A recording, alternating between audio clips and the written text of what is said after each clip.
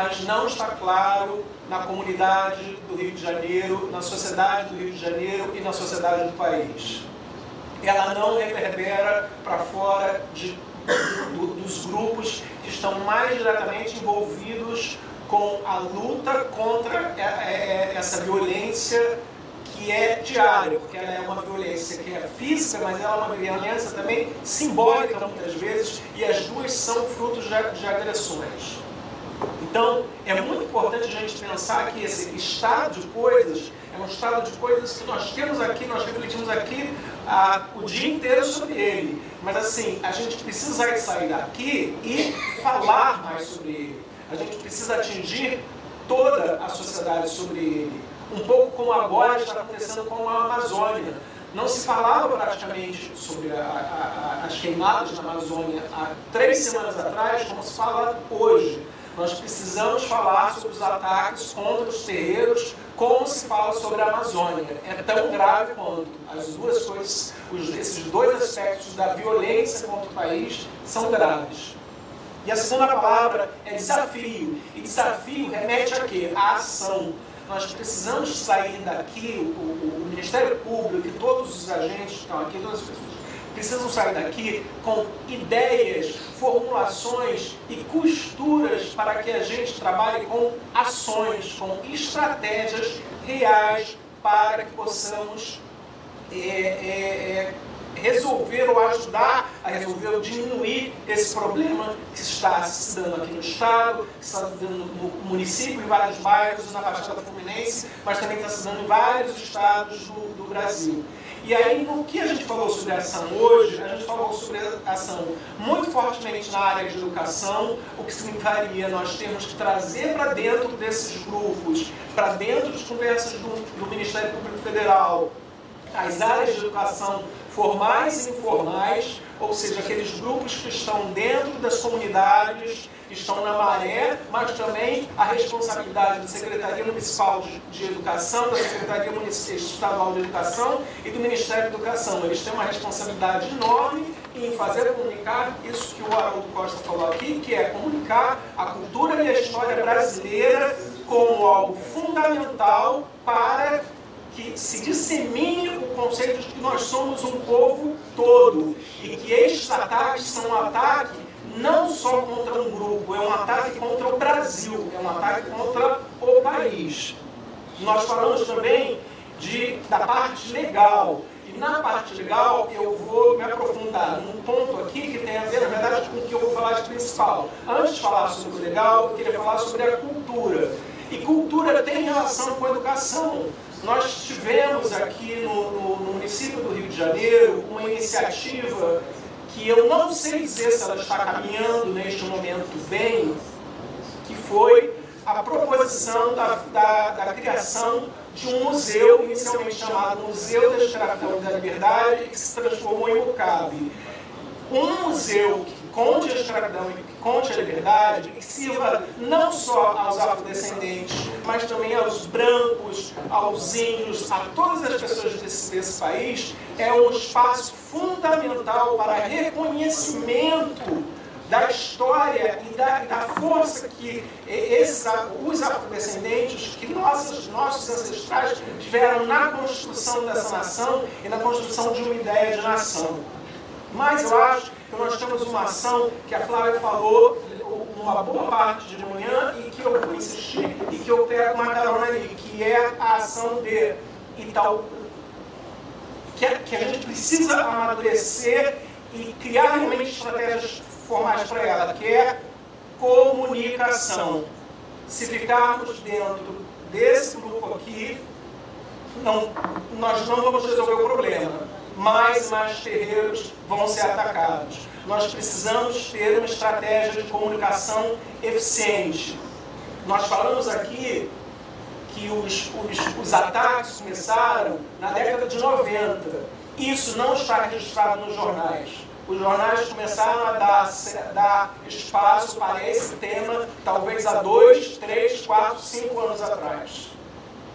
Não há um registro dos jornais sobre isso. Há dezenas de motivos que nós podemos debater. Eu não vou debater agora, isso seria um outro seminário sobre por que isso acontece. Mas não houve. Vou dar dois. A Flávia de manhã falou, deu 2 ou 3 exemplos.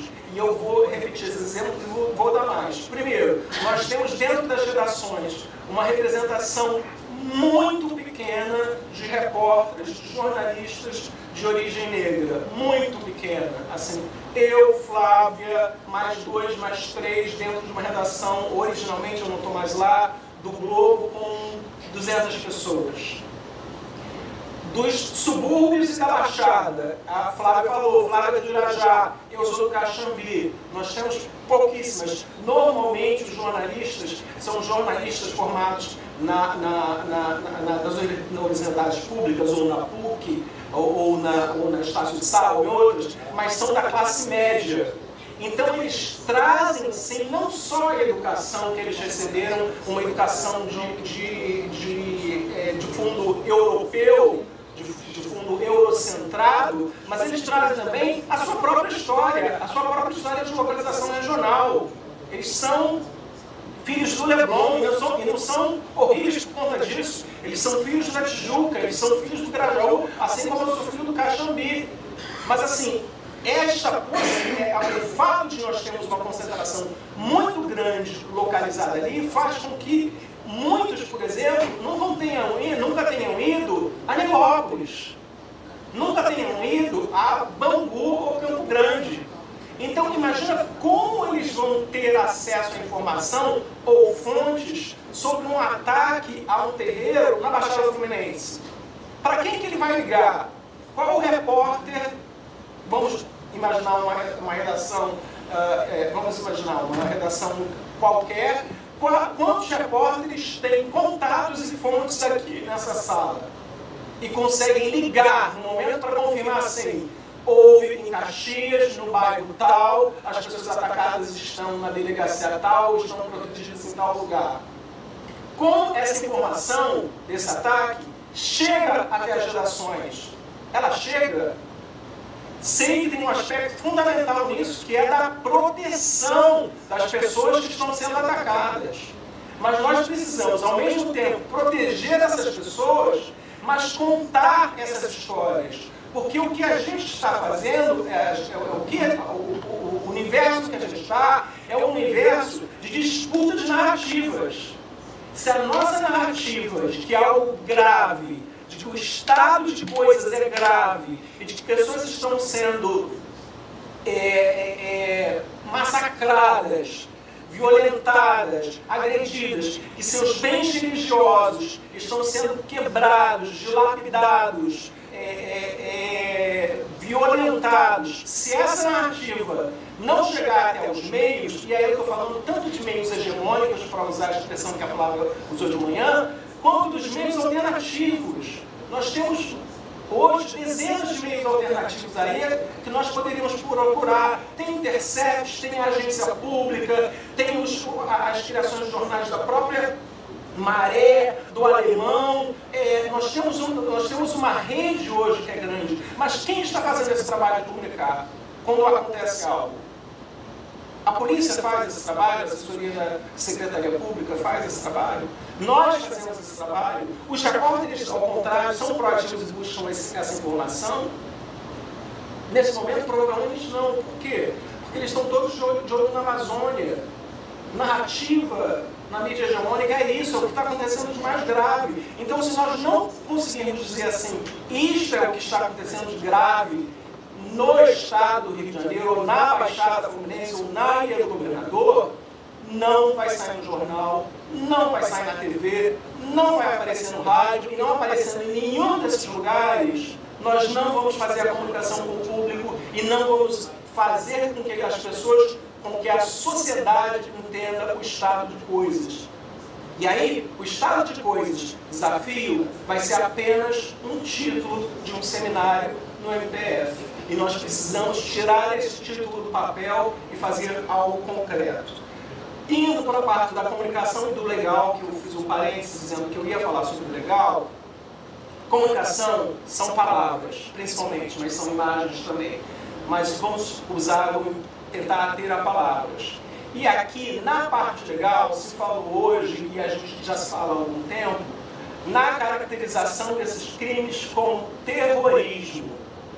O que acontece na língua, na linguagem, e principalmente na linguagem da imprensa, na linguagem da grande mídia, é a transformação das palavras ao longo do tempo, dependendo de como a sociedade e os agentes da sociedade lidam com elas. Então nós temos um caso que é exemplar nas últimas décadas no Rio de Janeiro, que foi a passagem da palavra favela para a palavra comunidades, que cabe várias discussões em torno disso. Se foi positiva, se não foi positiva, qual aspecto levou, qual aspecto não levou.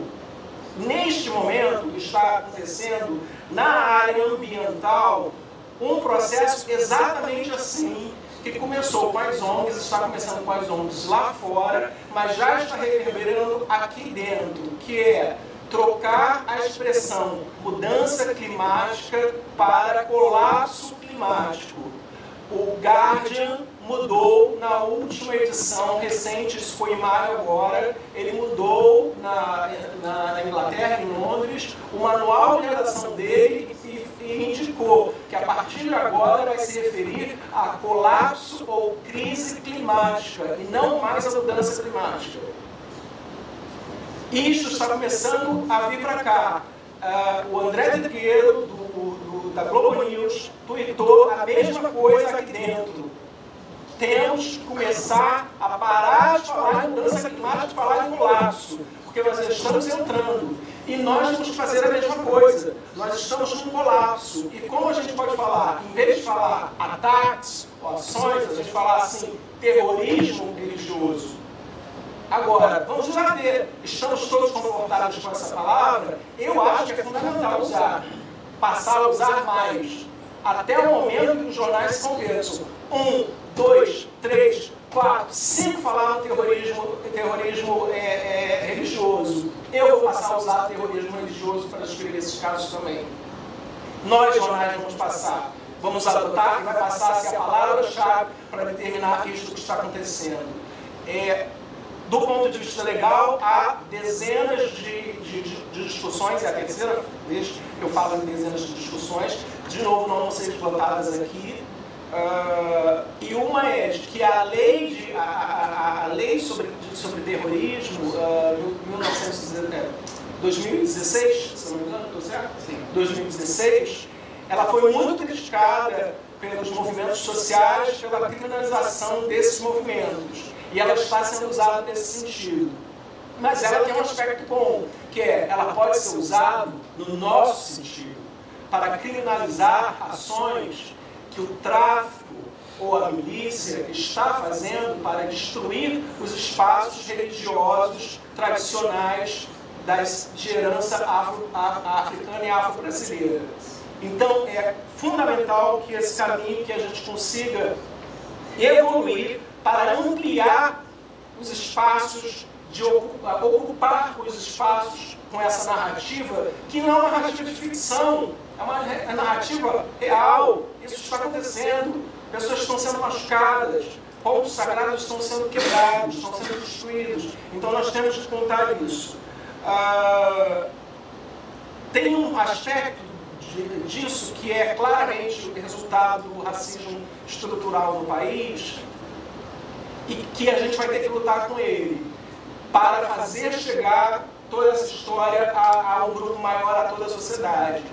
É a reação negativa que parte dessa sociedade racista, a parte racista dessa sociedade, vê os movimentos negros, vê as ações negras e as ações de afirmação.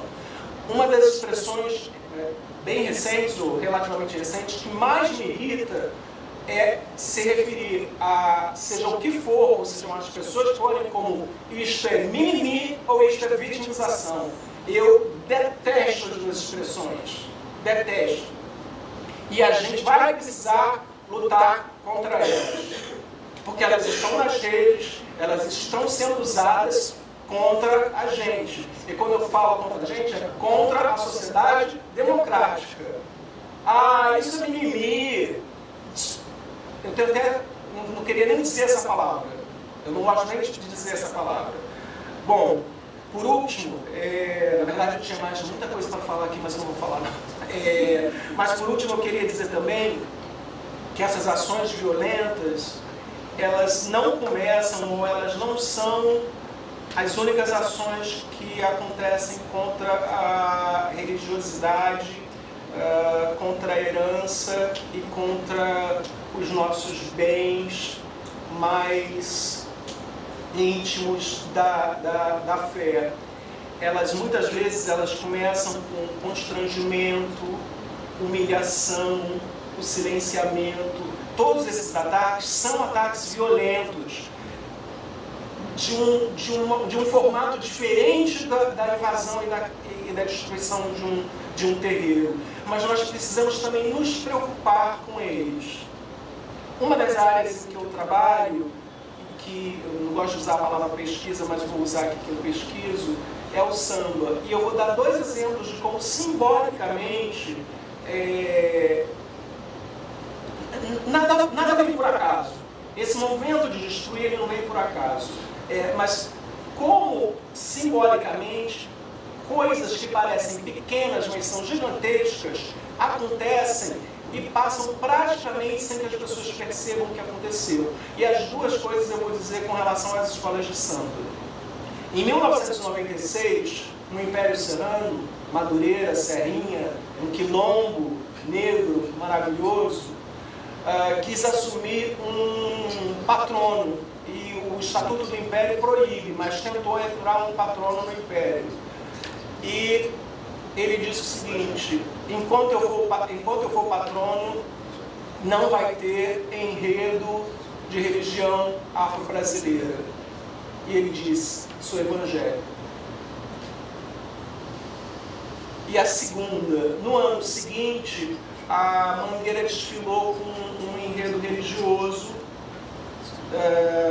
e tinha um tripé, um lindo tripé, uma alegoria pequena, em que numa giratória, em que em uma parte tinha a figura de Jesus Cristo e em outra parte tinha Oxalá. Então ela ia girando e você via os 2. Desfilou, apareceu no desfile principal. A Mangueira foi para o desfile das campeãs. A Liga das Escolas de Samba recebeu um telefonema da Arquidiocese pedindo para que aquela alegoria não ia ao desfile. E aí foi feito quando os carros alegóricos saíram do barracão da Mangueira para ir para o desfile, ficou lá o barracão vazio, com aquela alegoria com o tripé lá, com Jesus e Oxalá, lá no fundo, sozinho. E alguém fez uma foto em preto e branco dela, e essa foto circulou. Então são essas coisas que as pessoas pensam assim: ah, isso é pequeno. Não, isso não é pequeno, isso é gravíssimo. A gente precisa agir, a gente precisa comunicar mais essas coisas. Então, o ponto que eu queria deixar aqui como sugestão de ação é: vamos trabalhar com comunicação. E para encerrar, hoje de manhã se falou sobre pessimismo ou otimismo. Eu tendo a ser otimista sempre, e aí fico pensando no verso: o sol há de brilhar mais uma vez. Resistência.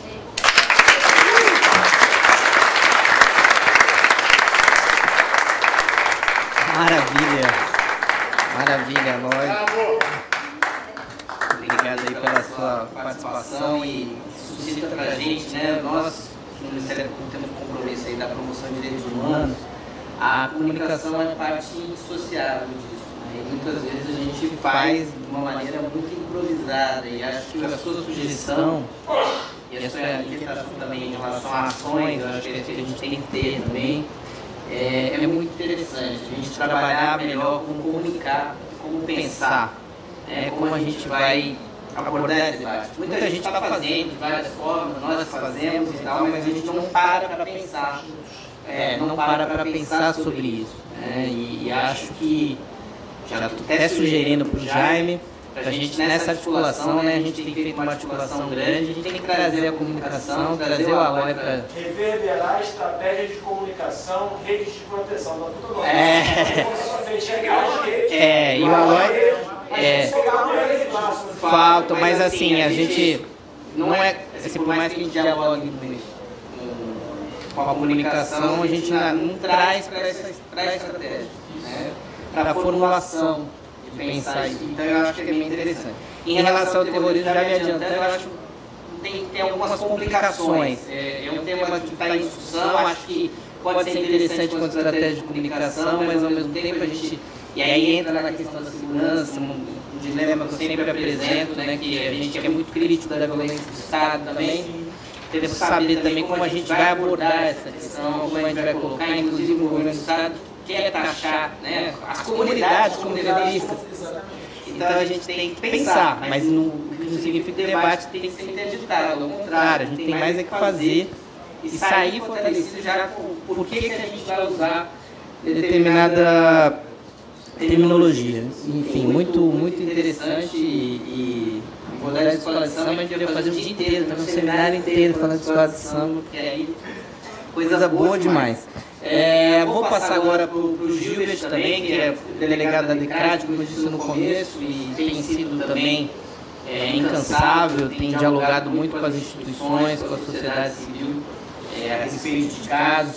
É uma delegacia que foi criada no final da intervenção federal no ano passado e é uma delegacia pequena, mas que vem sendo muito acolhedora, né, das pessoas que sofrem esse tipo de violência. Ela vem recebendo os casos, vem tentando fazer investigações, levantando as questões, e a gente vem acompanhando esse trabalho, conversando muito, né, sofrendo juntos também com os problemas, mas também conseguindo alguns encaminhamentos, algumas vitórias, sensibilizando os demais órgãos do Estado. Eu acho que isso também é muito importante. Acho que o Gilbert pode contar um pouco aqui para a gente. Antes disso, eu vou só... O Haroldo Costa vai pedir licença. Obrigado. Muito obrigado. Está funcionando isso? Acho que tá. Vai ser aqui, ó. Com o público do tamanho que está, acho que a minha voz já dá conta. Boa noite a todos. Tá, agradecendo aqui a oportunidade aos nossos anfitriões do Ministério Público Federal, Dr. Jaime, Dr. Júlio, Dr. Sérgio, que estão nos acolhendo aqui nesse espaço. Agradecendo também a presença das autoridades do Estado, autoridades eclesiásticas, religiosas, agradecendo a todo esse público. Eu vou procurar ser objetivo, vou procurar falar com brevidade, não é o meu forte, mas eu juro que eu vou me esforçar e devo conseguir. Tá? Começamos, uma parte até das temáticas que eu traria já foram abordadas por outros, então isso vai abreviar um pouco a minha fala, tá? Mas eu vou começar apresentando um pouquinho da realidade da DECRAD, para que possa entendê-la. Tá? A DECRAD é uma delegacia bem pequena, nós somos 11 policiais ali na unidade. Tá? Para dar uma ideia, uma delegacia de pequeno porte costuma ter em torno de 33 a 35 policiais. E a DECRAD responde pelo Rio de Janeiro inteiro em atribuições concorrentes com as demais. O que isso quer dizer, concorrência de atribuição? Que as outras unidades também podem fazer os registros da mesma natureza. O que é a temática da DECRAD? A temática da DECRAD acaba sendo a dos crimes de ódio, como um todo. Então hoje eu estou aqui, nós estamos discutindo a questão da liberdade religiosa, desse terrorismo que tem sido praticado, mas as nossas temáticas vão além. Se eu for trazer aqui um recorte de uma estatística que não é oficial, tá? Até numa pausa para falar da questão da estatística oficial, nós temos demandado muito a publicação. Participei de uma audiência pública no semestre anterior em que essa questão foi colocada ao ISP. O ISP colocou que estava com uma dificuldade em ajuste com a TI da Polícia Civil para que recebesse os dados e pudesse publicizar. Aí nós foi demandado um prazo, eles colocaram para 2020, o que eu olhei até e pensei, meu Deus do céu, mas 2020 eu preciso de um ano para conseguir divulgar os dados que já são coletados pelo sistema. Depois aconteceu agora, semana passada, um fato que me fez entender o porquê até dessa delonga. Porque na semana passada eu fui chamado mais uma vez lá na chefia para dar uma última forma, uma averiguada num documento que já havia tramitado, já no comecinho do ano, em que eram definidas as motivações de delitos e em que se trabalhava o campo do RO, com uma série de modificações. Eu participei lá no começo, eu já havia participado de reuniões sobre essa temática na gestão anterior, junto com o grupo da intervenção, e elas retornaram ao zero esse ano. Eu fui novamente, coloquei a série de orientações. Então, por exemplo, temática LGBTI+, eu fui lá e expliquei para eles, olha, o que é sexo biológico, o que é identidade de gênero, o que é expressão de gênero, o que é orientação sexual, quais seriam as possibilidades. Beleza, aquilo andou. Quando cheguei agora, eu dei uma olhada no documento final, já vejo assim, sexo biológico, masculino, feminino, intersexo, não sabido. Mas como assim, sexo biológico não sabido? De onde veio isso? Foi o telefone sem fio, mandou em tudo que é lugar. Quer dizer, eu ainda estou tendo que retornar, vou receber de novo o documento para revalidar. Então agora eu entendo o porquê até da demora na entrega. Mas, em paralelo a isso, lá na DECRAD, nós fazemos uma estatística nossa pela demanda que chega. Eu sempre eu monto uma planilha e procuro marcar qual a motivação preponderante ali e traçamos uma estatística para enxergarmos o que há de demanda ali. Hoje, essa estatística já está ficando mais perene, tá? Eu não atualizei os dados dessa semana ainda, tá? Mas até a semana passada, os dados dessa semana acabam sendo pequenos já pelo quantitativo que eu tenho de amostragem. A homofobia hoje ela responde por 39% da demanda, tá? O racismo por 30%, a intolerância religiosa está em 26% e a xenofobia está em 5%. Tá? Essas são as principais causas que nós enfrentamos ali dentro da DECRAD. Vamos começar agora então a falar desse 26%, que é um quarto da nossa demanda, que é a intolerância religiosa. Eu vou começar logo pela temática mais grave. A temática mais grave na nossa interpretação, dentro desse quadro, nas outras temáticas, por exemplo, na temática da LGBTfobia, eu tenho questões de espancamentos violentos, até colocando pessoas inconscientes no chão, tá? E, inclusive nós teremos uma série de respostas a serem apresentadas em breve, muito em breve, já de enquetes que já estão finalizados. Tá, mas na temática da intolerância, o assunto mais grave mesmo é essa questão da invasão dos ilês, desse terrorismo que é criado em cima dos praticantes, das religiões, das lideranças religiosas e todos mais. O que a DECRAD tem feito? Como a DECRAD lida com essa questão? Tá? Em primeiro lugar, é importante nós frisarmos que dentro da DECRAD nós sempre tivemos uma percepção muito clara de que o nosso público ele costuma ser vitimizado na grande maior parte da rede pública também. A verdade ele é vitimizado fora, ele procura o poder público, ele é tratado de uma forma discriminatória, de uma forma que dedica a ele uma menor atenção, e ele se sente revitimizado sim. Então havia uma preocupação muito consistente com isso. Tá? Até mesmo porque a polícia, quando as pessoas falam em polícia, primeiro há várias polícias com etos diferentes. Segundo, que dentro de uma polícia há várias polícias com relação aos pensamentos, às formas e filosofias e crenças de cada grupo. E às vezes mesmo dentro de um departamento, a minha unidade, a DECRAD, fica no departamento das polícias especializadas. Eu enxergo uma diferença muito grande de abordagem e tratamento quando eu pego uma especializada em razão da matéria e uma especializada em razão da pessoa. O que é isso? A especializada em razão da pessoa é a delegacia que é voltada para um tipo de público-alvo. Delegacia de apoio ao turismo, que ela é focada no turista estrangeiro, a proteção à mulher, a proteção ao idoso, à criança e adolescente, e do outro lado tem as que são definidas pelo tema. Então, roubo e furto de cargas, crime de informática. Normalmente a delegacia especializada em razão da pessoa tem um viés humanista mais presente. E a DECRAD tinha que exacerbar essa questão. Então nós tivemos uma preocupação muito grande em construir na DECRAD um espaço de acolhimento. Lógico que esse acolhimento só com aqueles 11 policiais ali jamais seria viável. Então nós dependemos muito de quê? De parcerias. Nosso grande parceiro nessa questão, Secretaria de Estado de Desenvolvimento Social e Direitos Humanos, temos inclusive integrantes deles que participam do nosso grupo ativo da delegacia. E há uma preocupação inicial de que esse público não chegue na delegacia e se sinta desconfortável. Então, o atendimento começa pelo acolhimento. Tá? Lógico que o acolhimento produz também a confiança.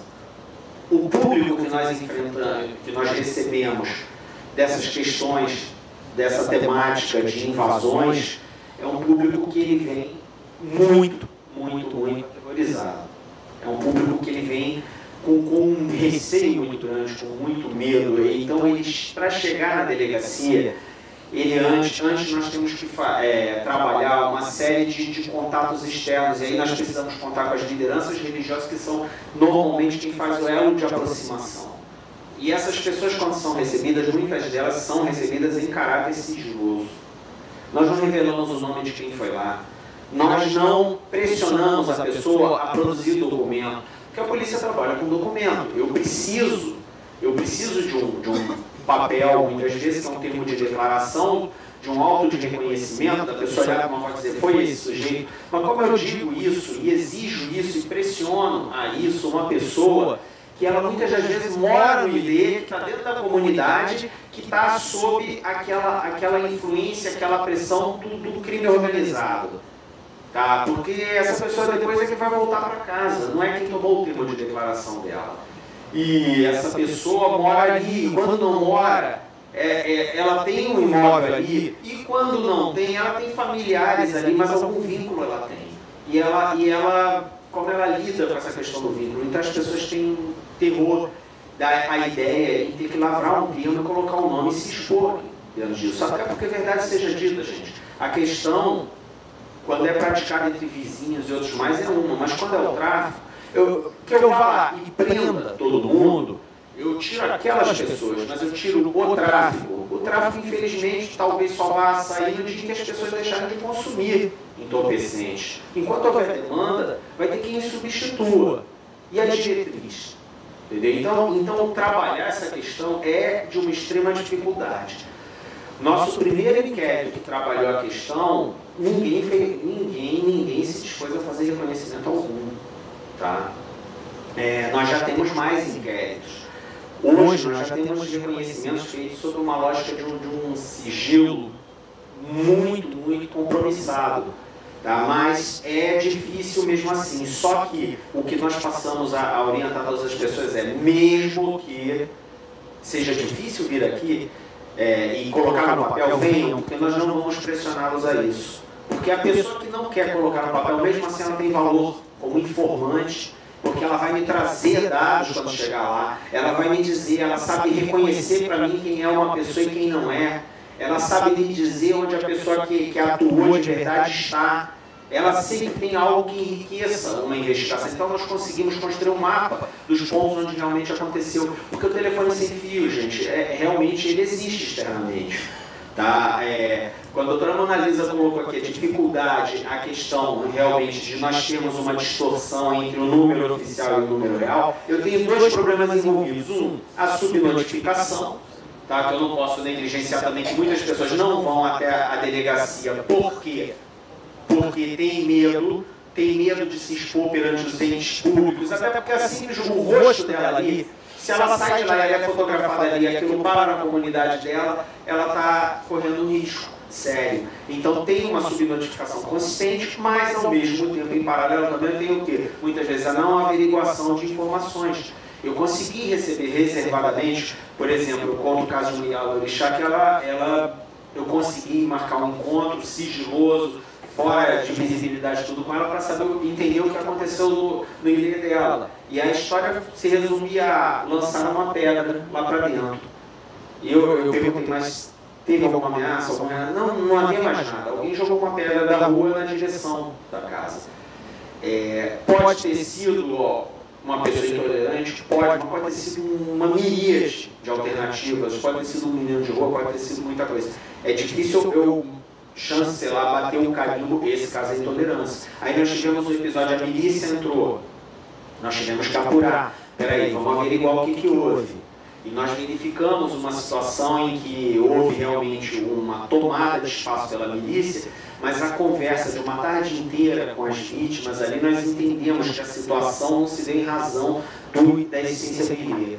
Ela se deu por uma valorização imobiliária no terreno que eles não estavam ocupando. E aí o que acontece? Para mim foi um alívio muito grande, porque para mim a milícia é a pior facção criminosa que há. É a pior. Tá? E para mim é um alívio que ela ainda não tenha ingressado nisso nos dados que nós temos hoje na DECRAD. Nada impede que amanhã isso aconteça. Mas o caso ali nós verificamos que não havia sido esse o elemento motivador, até porque quando eles foram curadores, eles demoliram, mas quando eles chegaram no Ilê, eles ficaram com medo e recuaram. E foram pedir orientação de como agir. Tinha um DTZero também que eles não tiveram coragem de derrubar. Tá? Pois é, mas foi um fato. O crime existiu, mas foi a questão da grilagem, que nós vimos na Muzema e em outras regiões. Esse pessoal foi encaminhado à unidade de direito que é a DRAPO.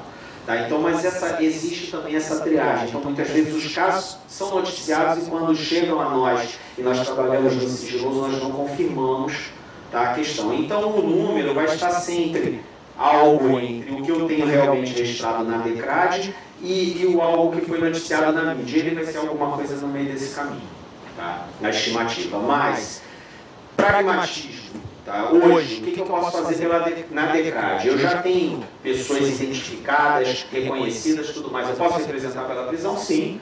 Eu posso indiciar em uma série de delitos. Agora, vamos ser muito francos e pragmáticos, tá? Isso eu vou fazer. Ninguém vai sair sem ser indiciado. Está reconhecido? Acabou, está indiciado. Só que eu vou lá e indicio no artigo 20 da Lei KO, no constrangimento ilegal, uma série de delitos. Mas quem são essas pessoas? Na maioria das vezes, quando nós verificamos, essas pessoas já têm representações por prisão, por homicídio, por tráfico, por uma série de outros delitos. E eu vou ser muito franco, mais uma representação para essas pessoas não muda a realidade delas. Não faz com que elas deixem de praticar aquele delito. Tá? Eles já estão na ilegalidade, eles já estão com mandados de prisão por crimes gravíssimos. Então, aí nós ficamos sem dormir. O que vamos fazer para... Não adianta só eu fazer um papel burocrático e entregar um inquérito nas mãos do Ministério Público e dizer, os nomes estão aí, nós fizemos a nossa parte. Eu lavo a mão, tá bom. E como é que eu durmo pensando naquelas pessoas que estão de fora dos seus ilês, que estão impedidas de praticar o seu culto e que estão correndo risco de morte? Aí vem a ideia conversada com o Ministério Público Federal, conversada com o nosso parceiro de quê? Vamos criar dificuldade para eles também, vamos mostrar que não compensa. Aí, o que tem sido propagado pela DECRAD dentro da Polícia Civil? Um estímulo e uma cobrança. As unidades distritais têm que nos ajudar. Os locais onde há esse tipo de ato tem que ser objeto de operações. Não importa se vai ser só pelo ato ou se eu vou motivar até no tráfico, mas eu tenho que fazer operações ali e aquele traficante tem que ter a percepção de que essa ação está sendo alimentada, até estimulada em razão das práticas de intolerância. Que as práticas de intolerância vão trazer unidades especializadas, outras unidades mais até ali. Nós tivemos um caso em Nova Iguaçu, Buraco do Boi. Primeiramente, nós conversamos com a Polícia Militar e ajustamos com eles, houve uma primeira intervenção. Depois nós fizemos, eles ousaram mais, eles voltaram a casa e fizeram um churrasco ali. Depois nós voltamos, fizemos uma ocupação permanente. Depois a liderança deles foi se esconder fora de lá e ele foi preso. Eu tive uma conversa com ele lá dentro do presídio. Eu fui lá em Bangu interrogá-lo. Tá? Eles vão todos receber o recado de que a polícia, eles vão ser perseguidos pelo tráfico, por tudo, mas está achando que está lá fora do mapa? Não, vai atrair. Então nós estimulamos também as ações das outras unidades. Tá? Essas últimas ações que aconteceram foi uma unidade distrital que teve à frente. Tá? Mas a DECRAD tem também os seus trabalhos. Esses trabalhos têm que ser intensificados para que não vale a pena, para que eles entendam